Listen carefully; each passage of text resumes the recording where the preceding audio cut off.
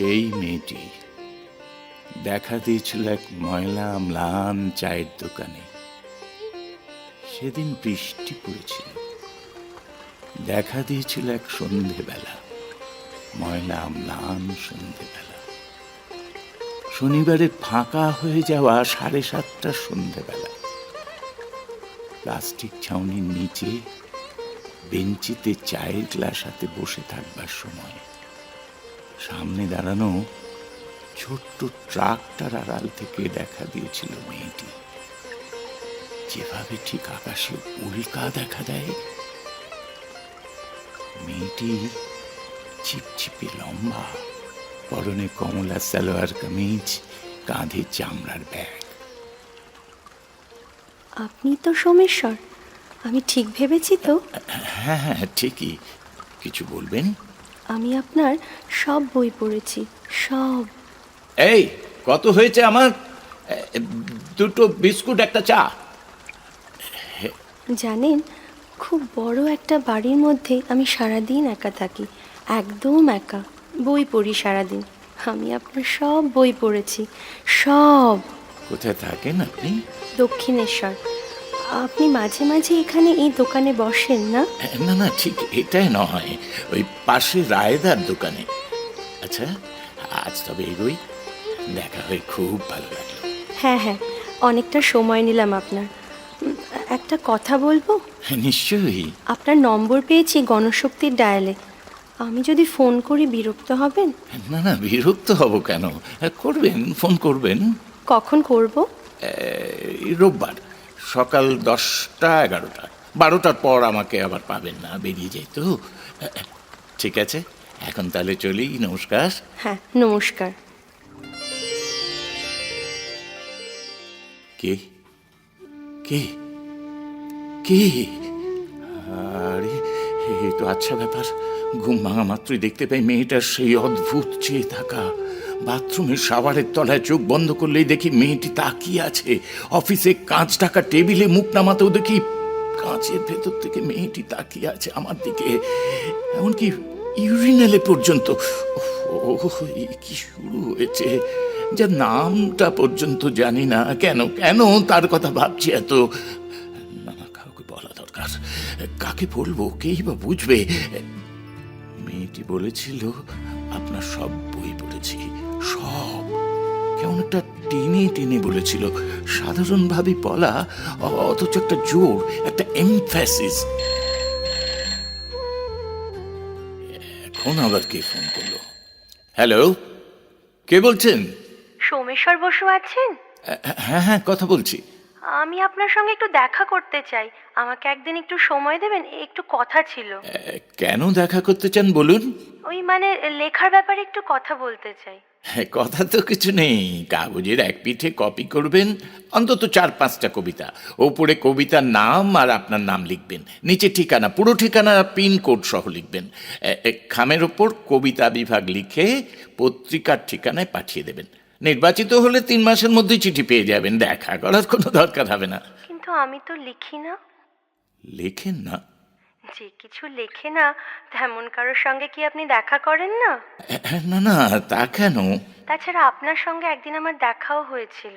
কোথায়? ওই যে মোটর গ্যারেজের পেছনে একটা চায়ের দোকানে, প্রায় মাস 2 আগে। আপনার অবশ্য মনে থাকার কথা নয়। হ্যাঁ হ্যাঁ হ্যাঁ, মনে আছে। 8টা শনিবার আগে। শনিবার? হ্যাঁ, শনিবারই তো দেখা হয়েছিল। আপনি বলেছিলেন ফোন করবেন, বলেছিলেন মস্ত একটা বাড়িতে সারাদিন একা থাকেন আর আমার সব বই পড়েন। আপনার এত মনে আছে? দেখা করবেন তো একদিন? আচ্ছা বেশ। কবে? আপনি বলুন। আমি? হ্যাঁ, জায়গা আর দিন ঠিক করুন, আমি ঠিক চলে যাব। জায়গা? জায়গা আমাদের বাড়িতে যদি ঠিক করি আসবেন? তাই যাব। সত্যি আসবেন? বললাম তো। বেশ, আমি নিজে গিয়ে আপনাকে নিয়ে আসবো। না না, আমি খুঁজে খুঁজে যাব, সেটাই আমার পছন্দের। হ্যাঁ জানেন, আপনার বাড়ি খুঁজতে ঠিকানা না জেনেই 2 রোববার দক্ষিণেশ্বরে চলে গিয়েছিলাম। বিশ্বাস নয়, আপনার পাড়ার নাম বলতে পারি। তাই? হ্যাঁ, বাচস্পতি পাড়া, নায়ক কলোনি, রানওয়ে মাঠ। জানেন, বড় কোনো বাড়ির তলা দিয়ে যেতে যেতে খোলা জানলা দেখলেই তাকাতাম যদি। যদি যদি মুখ তুলে তাকে ছাদে দেখতে পায়, কন্যাও ছাদ থেকে যদি নিচে দৌড়ে যায়। যায় তো যাক না, তা তো অসম্ভব নয়। এইরকম এই জীবনে কত কিছু হয়। যারা বৃষ্টিতে ভিজেছিল, কিন্তু আপনি তো বৃষ্টিতে ভেজেননি। কে বলল ভিজিনি? আসলে আপনি অ্যাডভেঞ্চার খুব ভালোবাসেন, তাই না? এবার আপনার নাম ঠিকানাটা বলুন। হ্যাঁ, ফোন নাম্বারটাও। আমার নাম ঘাসফুল, ঘাসফুল চৌধুরী। আর ঠিকানা হলো, ঘাসফুল? আপনার নাম? আমার বাবা রেখেছিল। বাহ! আমার দিদির নাম দিঘি। জানেন, আমার বাবা একজন ব্যর্থ কবি। ব্যর্থ কবি? এমন কথা কারোর মুখে কখনো শুনিনি তো। আমার বাবা কবিতা লিখতো, রাত জেগে জেগে লিখতো। মা কত বকতো, তবুও লিখতো। অনেক কাগজেও বেরোতো বাবার কবিতা। কোন কাগজে? ছোট ছোট কাগজে, আপনাদের মতো বড় কাগজে কখনো ছাপেনি। এক সময় আর বেরোতো না বাবার লেখা। বাবা লেখা বন্ধ করে দিয়েছিল। কেন? বাবার তো কোনো চাকরি ছিল না, আমাদের খুব টানাটানি ছিল। মা লেখা ছিঁড়ে ফেলতো, বাবা আর লিখতো না। টানাটানি মানে? অভাব, খুব অভাব ছিল। এক সময় আমরা একবেলাও খেয়ে কাটিয়েছি। ও, জানেন তো, আমাদের একটা বড় ছাদ ছিল। সেই ছাদে বসে এক একদিন বাবা আমাদের দুই বোনকে কবিতা পড়ে শোনাতো। বাহ! বাবা কবিতা পড়তো আর বলতো, আমার দিকে তাকাবি না, ওই গাছেদের দিকে তাকিয়ে আমার কবিতা শোন। বাবা নিজের কবিতা কখনো শোনাতো না, বলতো, ধুস, আমি তো ব্যর্থ কবি, ভালো ভালো কবির কবিতা শোন। আপনার কবিতা বাবাই প্রথম শুনিয়েছিল। আমার কবিতা?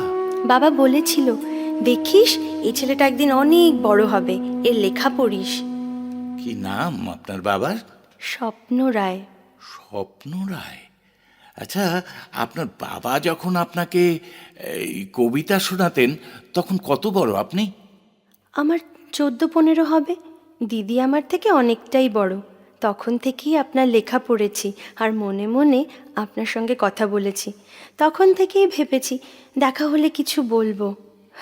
কতদিন চলে গেছে, বলার কথাটাও কত বদলে বদলে গেছে। এক্সকিউজ মি, একটু রাখছি। হ্যাঁ, কেউ এসেছেন বোধহয়, পরে কথা বলবো।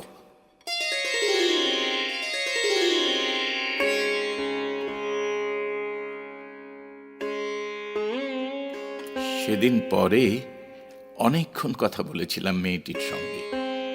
আমার স্ত্রীকে বসিয়ে রেখে এসেছিলাম শ্যালকের বাড়িতে। আমার যাবার কথা ছিল, ভুলেই গিয়েছিলাম, যাওয়ার হয়নি। স্ত্রীকে অবশ্য পরে মিথ্যে বলেছিলাম, আর এই ব্যাপারে আমি খুব একটা অপটু নই।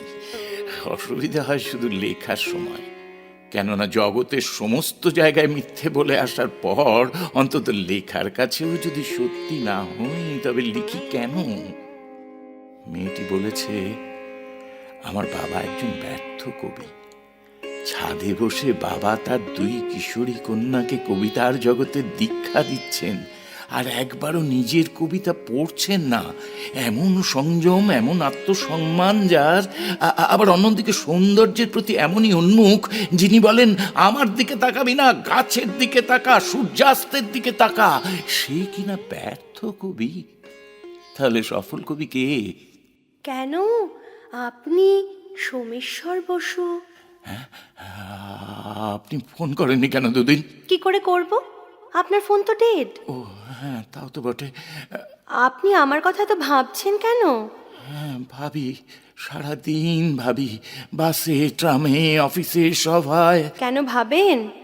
ভাবি, একজন আছে যে সোমেশ্বরকে বোঝে, যে সোমেশ্বরকে পড়ে চলেছে, যে হয়তো একদিন সোমেশ্বরকে কিছু বলবে। আপনি স্ত্রীকে মিথ্যে বলেন কেন? মিথ্যে বললেও ভালোবাসি, আমার সন্তানকেও আমি ভালোবাসি। এই শুনুন, আপনার নম্বরটা আমাকে বলুন তো, রোজই নম্বরটা নিতে ভুলে যাই। বলুন তো, লিখে নি। হ্যাঁ হ্যাঁ, বলুন বলুন, কই বলুন। কে বলবে? ঘরে তো কেউ নেই। এই মাঝরাতে আমি একা খাটে শুয়ে কি সব আবল তাবল ভাবছি। কখন ফুটবে, কখন ফুটবে ভোরের আলো, যে আলো আমার কলমকে পথ দেখাবে।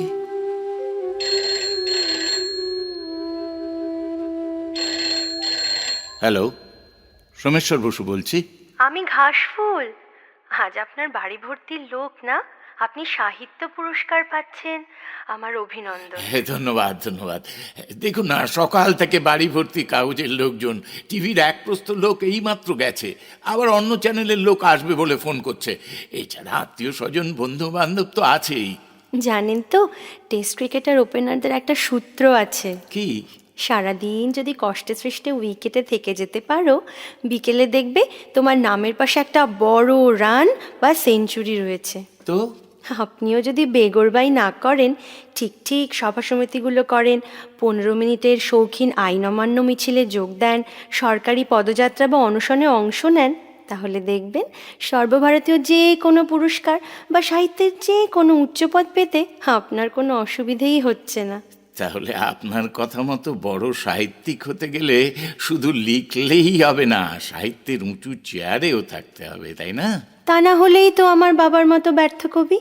আপনার লেখার শক্তি তো চিরকাল থাকবে না, কিন্তু চেয়ারের শক্তিতেই আপনি সাহিত্যে দাদাগিরি করতে পারবেন, 20-25 জনকে সঙ্গে নিয়ে চলতে পারবেন, একটু সুযোগ সুবিধেও দিতে পারেন, নিদেন পক্ষে দেব ভাব করতে পারবেন।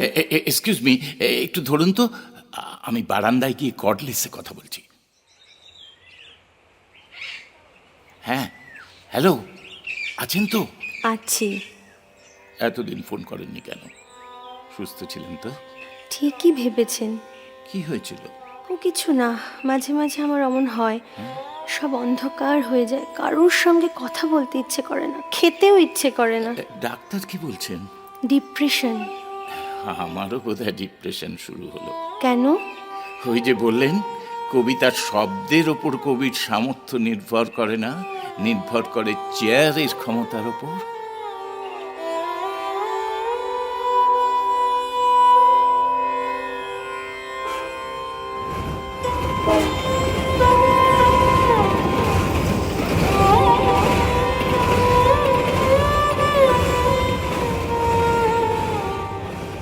এই যে এই যে এইদিকে এত দেরি করলেন যে, আমি তো কখন থেকে বারান্দার ছাদ করছি, আপনাকে দেখেই দৌড়ে এলাম। ট্রেনটা বড্ড দেরি করলো যে। নমস্কার। নমস্কার। দিঘি, তাই না? হ্যাঁ, আমার দিদি। বেশ, দিঘির পাশে ঘাসফুল। এই যে এইদিকে এই ঘরে আসুন। হ্যাঁ, চলুন চলুন। এই যে দেখুন, আমার বাবা। আর এই দেয়ালে আমাদের মা। বাহ, এত সুন্দর গন্ধ আসছে কোত্থেকে? আমরা সারা বাড়িতে ধূপ আর ধুনো দিয়ে রেখেছি আপনি আসবেন বলে। সে কি, কেন? এই প্রথম আমাদের বাড়িতে কোনো কবি এলেন তো, তাই। তাছাড়া বাবা আপনাকে খুব পছন্দ করত। এ বাড়িতেই আমরা বড় হয়েছি, কিন্তু জানেন, এ বাড়ি শিগগিরই ভেঙে ফেলা হবে, প্রমোটারকে দিয়ে দেওয়া হয়েছে। তাই ভেঙে ফেলার আগে আপনাকে একবার দেখাতে চাই বলেই দক্ষিণেশ্বর নয়, ব্যারাকপুরে আসতে বললাম। আমাকে দেখাতে চান কেন? কারণ এখানেই তো আমরা আপনাকে প্রথম পেয়েছিলাম। ঠিক, বাবার কাছ থেকে পেয়েছিলাম। আসলে এই বাড়িতে আপনারা ছোট থেকে বড় হয়েছেন তো, তাই এ বাড়ির ওপর আপনাদের এত টান। কিন্তু মেনটেন করা যায় না জানেন, আমাদের জ্যাঠতুতো দাদারা তাদের ভাগের অংশ বিক্রি করে দিচ্ছে, আমরা কি করে রাখবো বলুন? আমাকে তো প্রায়ই এখানে এসে থাকতে হয়, আমার হাজবেন্ডের ঘুরে ঘুরে কাজ, ও সেলসে আছে তো। আচ্ছা, আপনার বাবার কবিতার খাতা আছে, একটু দেখাবেন? ব্যর্থ কবির আবার কবিতার খাতা কি হবে, দয়া করে দুটো ছাপিয়ে দেবেন। না না, মানে আমি কিছু মনে করবেন না, ও একটু ওই রকমই, ওর ওপর দিয়ে অনেক ঝড়ঝাপটা যাচ্ছে তো। না না, আমি কিছু মনে করিনি। আপনারা একটু গল্প করুন, আমি আসছি। আপনাকে আসতে বলেছিলাম বাবার লেখা দেখানোর জন্য নয়, অন্য কারণে। কি কারণে বলুন? খুব জরুরি একটা কথা আপনাকে বলা দরকার, এক্ষুনি। বলুন। কি জানেন, সারাদিন তো বই পড়ি, ভালোও লাগে, কিন্তু হঠাৎ এক একজনের লেখা পড়তে পড়তে মনে হয় আমি তো এমনই। এ কি করে জানলো? এসব তো আমার কথা। এ কে তবে? এই লেখক আমার।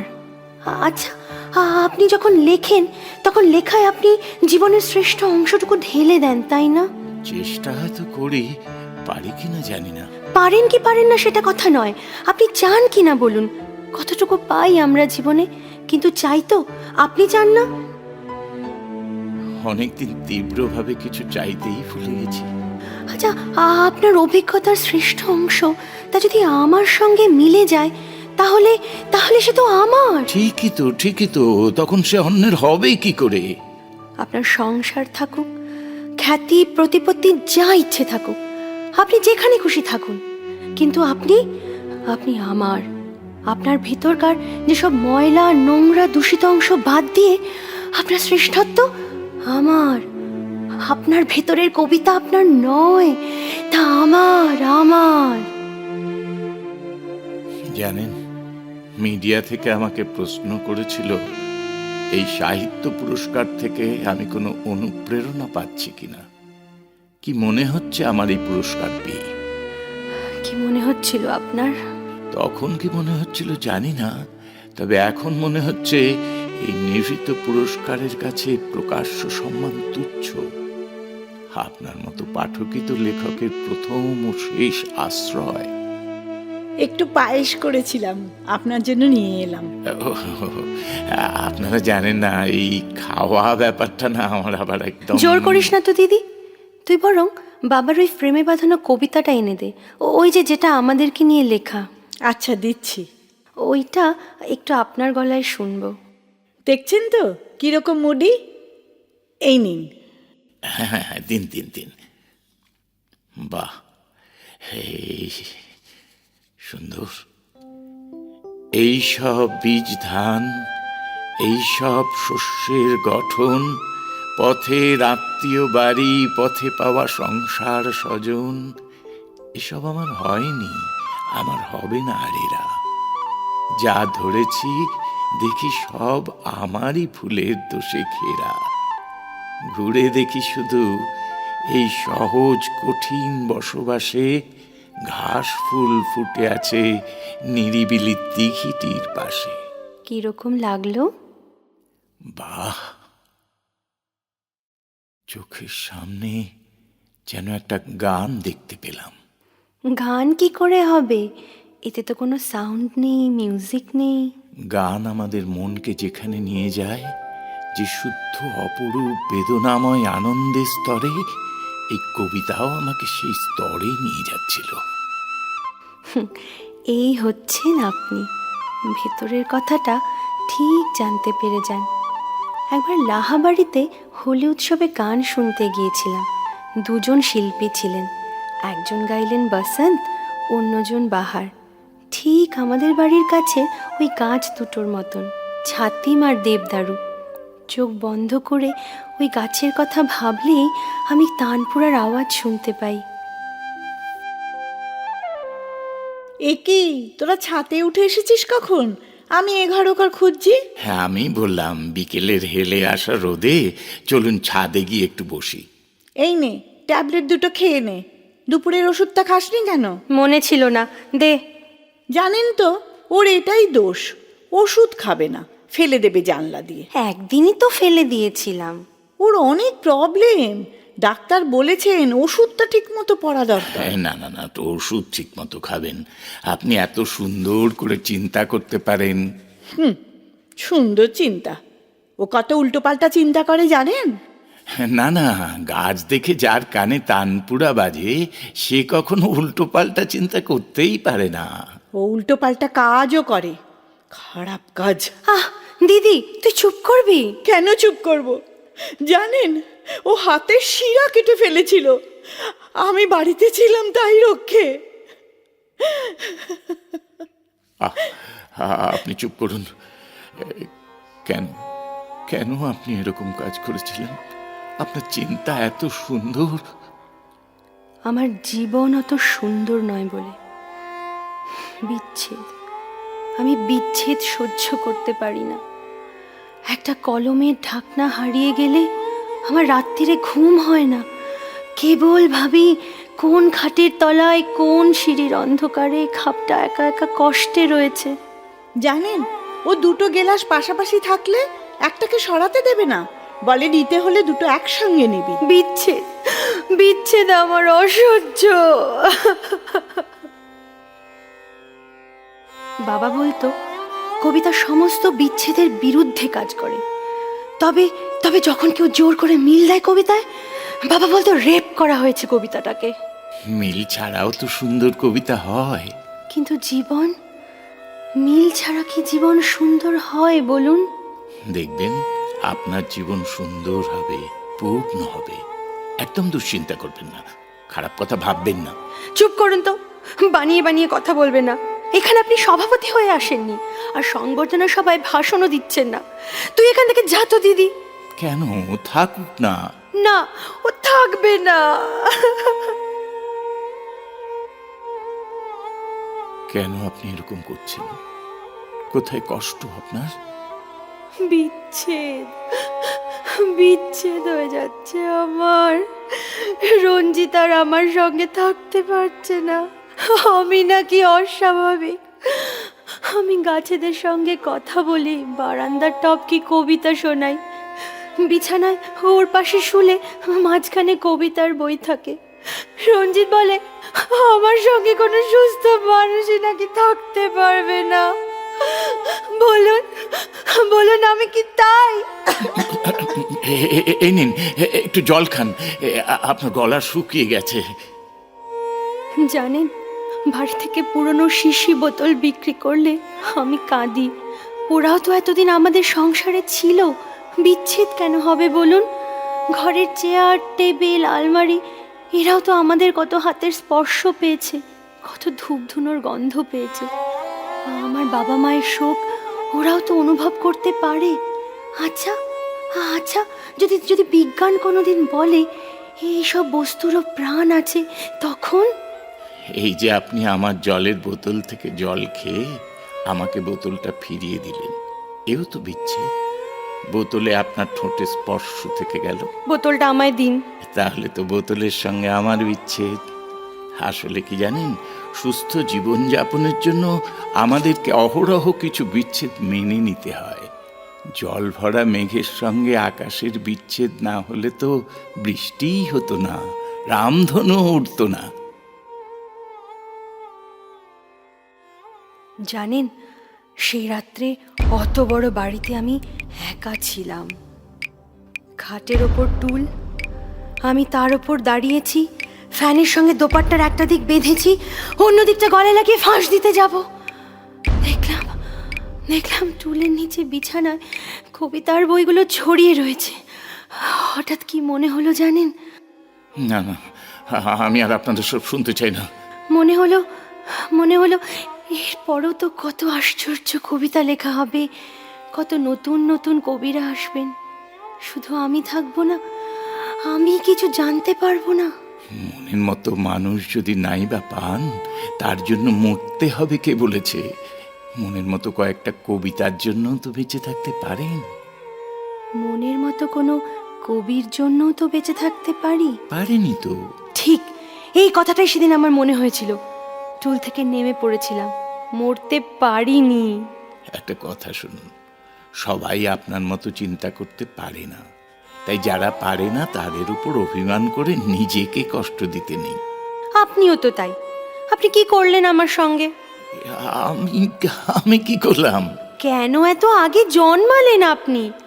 আমার চেয়ে 20-30 বছর আগে আপনাকে কে জন্মাতে বলেছিল?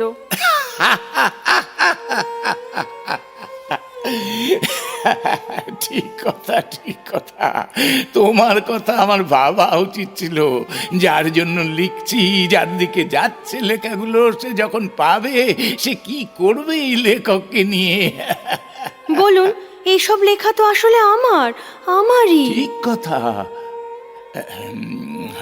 আজ আর বসবো না, অনেকটা রাস্তা যেতে হবে তো। এবার তাহলে চলি। হ্যাঁ, চলে তো আপনি যাবেনই। আবার আসবো। না না, আর আসতে হবে না আপনাকে। আমার আর দরকার নেই আপনাকে। এক জীবনে একবারই যথেষ্ট। তোমার জন্যই লিখেছি, তোমার জন্যই লিখব। তবে কোনোদিন এইভাবে দেখা পাবো তো ভাবিনি, আজ পেলাম। এটা আমার পরম প্রাপ্তি। এবার তাহলে যাই, কেমন? বাহ, চলে যাচ্ছেন কেন? আপনার সঙ্গে দেখা করতে চেয়েছিলাম, শুনবেন না? কেন? খুব জরুরি একটা কথা আমার আপনাকে বলা দরকার, এক্ষুনি। বলো, বলো না, কি হলো? আপনার আপনার হাতটা আমায় একটু দিন। তোমার হাত তো কাঁপছে। আপনার তো সারা শরীর কাঁপছে, এত দুর্বল আপনি। এই বৃষ্টি শুরু হয়ে গেল। ভালোই হলো, আমার চোখের জল আর বৃষ্টির জল একাকার হয়ে গেল। কি, আমার হাতের উপর দেখো, তোমার ভিজে চোখ থেকে এক ফোঁটা জল গড়িয়ে পড়লো। না না না, মুছবেন না প্লিজ। ওকে আপনার হাতে একটু থাকতে দিন। যে হাতে আপনি শত শত কবিতা লিখেছেন, সেই হাতের কোমল আশ্রয় ওকেও একটু ধরে রাখুন, অন্তত কিছুক্ষণ। সে না হয় রাখলাম, কিন্তু কতক্ষণই বা ধরে রাখতে পারবো? জল তো ঝরে যাবেই। ফুলও তো ঝরে যায়, কিন্তু তারপরেও সুবাস তো থেকে যায় অনেকক্ষণ। চোখের জলের দাগ আপনার হাত থেকে মুছে গেলেও ওই বিরল মুহূর্তটা আমার মনে যে দাগ কেটে গেল, তার স্মৃতি আমার কাছে আপনার কবিতার মতোই অমলিন হয়ে থাকবে। জীবনে আর কোনোদিন যদি ওই চোখের দিকে তাকানোর সুযোগ নাও পাই, তবু ওই মুহূর্তটার কথা লেখার জন্য আমাকে বেঁচে থাকতেই হবে। তোমার চোখের এক ফোঁটা জল পড়ল আমার হাতে, দহন বেলায় মেঘের খবর মনের জানালাতে। তোমার চোখের এক ফোঁটা জল পড়ল আমার হাতে, আমার মিথ্যে ভুবন এক লহমায় সত্যি হলো নীরব অশ্রুপাতে। কি হলো, আপনার হাতটা আমায় দেবেন না?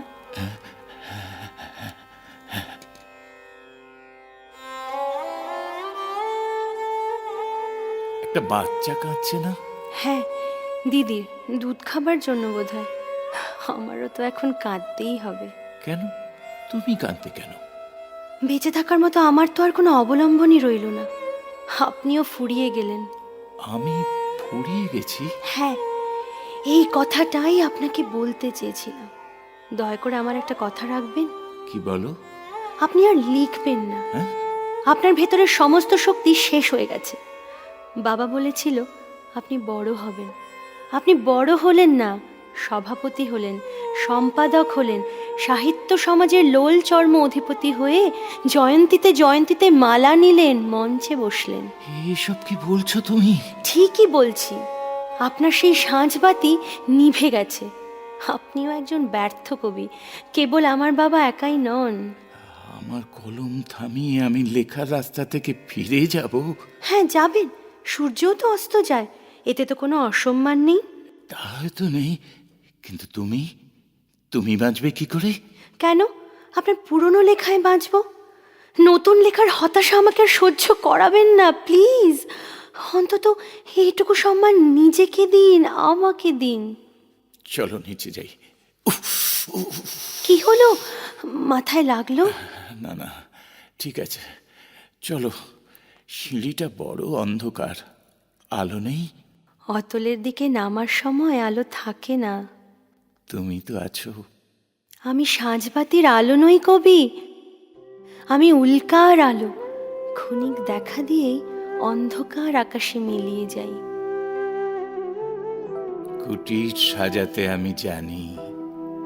ও গাছ জিজ্ঞেস করো, ও নদী জিজ্ঞেস করো ওকে, একটু কি ভালো লাগবে, একটু কি শান্তি হবে ওর, যদি সব ছেড়ে দিয়ে আজ আমি এসে ওর সঙ্গে থাকি, ওর হাতে হাত রাখি।